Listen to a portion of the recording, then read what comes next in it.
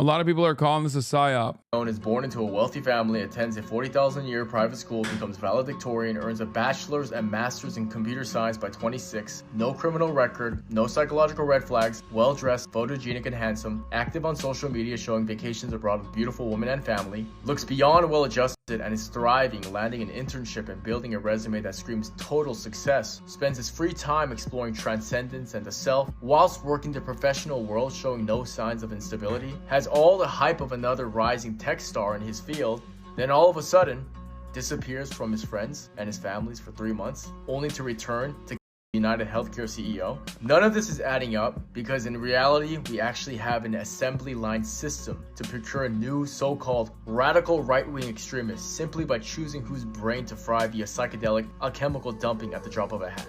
And has the same feel of Ted Kaczynski, who was MK Ultra brain fried as a psychological operated fed to distract us from what is truly happening on center stage today. From the fact that Syria is being converted to Israel while simultaneously painting an unglamorous depiction of the so-called woke right. But this is the strategy to kill two birds with one stone. Destroy the life of an introspective and upright man to demonize masculinity, whilst distracting us from geopolitical affairs that will determine the global enslavement of all of our projects. Nah, man. Nah, we gotta fix this shit. No, we gotta fix healthcare like tomorrow. Okay, we gotta, I don't know, like, I'm not gonna say we gotta ban TikTok, but like, we gotta start fixing society immediately. Everything is falling apart, dude. Everything is falling apart. Everything is so unimaginably cooked. Every aspect of society is like, holy dude. Yeah, conspiracy Mad Libs is what he did. This guy is literally reading green text posts that's being reposted all over Reddit. You can't get your cancer cured because the satanic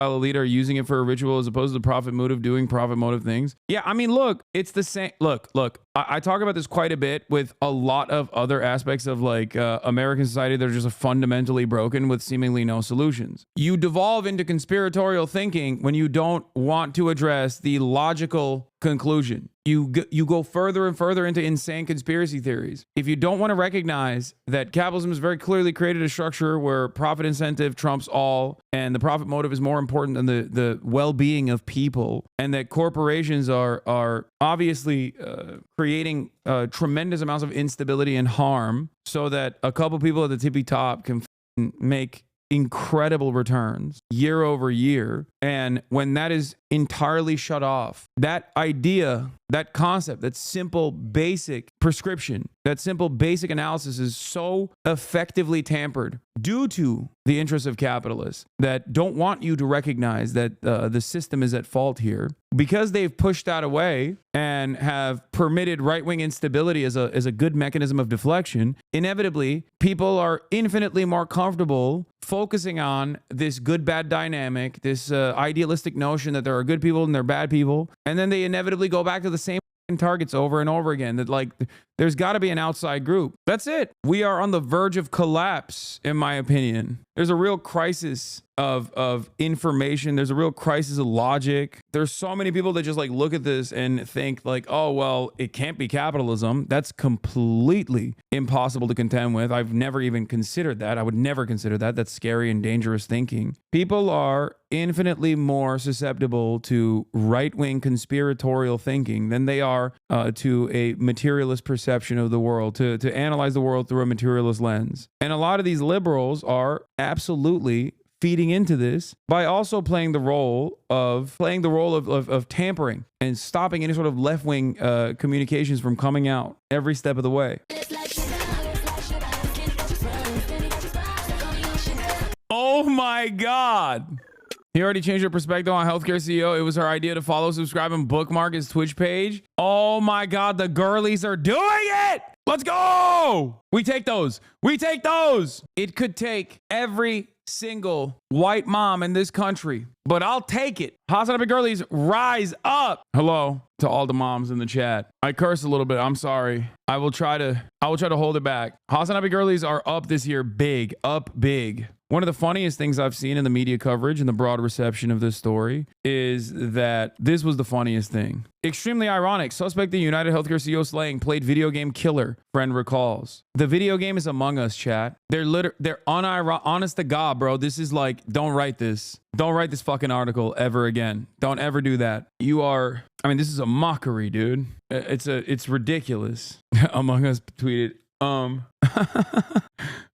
no. Yeah, dude, he got radicalized by playing Among Us, the game that your kids play. I mean, it's like, it's so fucking stupid that, yeah, also NBC, AOC's Twitch Get Out the Vote efforts will help Democrats in 2020 and beyond. It's obviously a different journalist who wrote this, but it is such a ridiculous fucking take. When is the right time for big drama? Wait, what? I've heard the rumors online, and the rumors are mostly true. Today, December 10th, will be my last day hosting the comment section and working for the Daily Wire. It is not true that I am being forced out. It was my own choice to leave. And believe me, this is bittersweet. I have had the most unbelievable 3 years helping to craft the show, building this community, and telling stories and sharing the truth every day. Through the comment section, you all have made me braver, more articulate, more thoughtful, more hopeful than I could have ever imagined.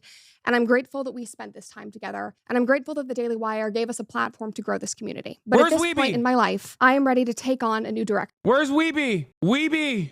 Are you okay? Weeby, are you all right? I know you haven't been around in a while because you were probably spending all of that spare time moderating the Brett Cooper subreddit. Wait, this means Weeby has no one to watch anymore? He has to come back? Yeah. Both personally and professionally. This means new challenges and new endeavors, which I will share with you soon. As for this show, the comment section will continue with the Daily Wire. My producer, Reagan, is taking over as host of the comment section, and I wish her and the Daily Wire all the best. Where's she going? We have had 3 great years, and I am proud of what we've accomplished together. You did this with your dick print on Insta? No. Brett Cooper is a married woman, okay? How dare you?